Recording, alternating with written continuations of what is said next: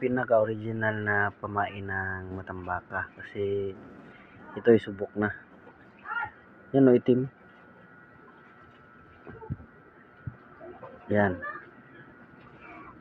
Subok na. Matagal na itong ginawa pero hindi lang ko po ito ipakita kasi sa akin lang po ito.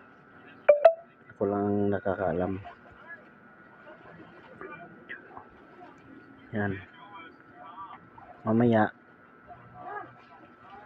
i-vlog ko to pag hindi umuulan.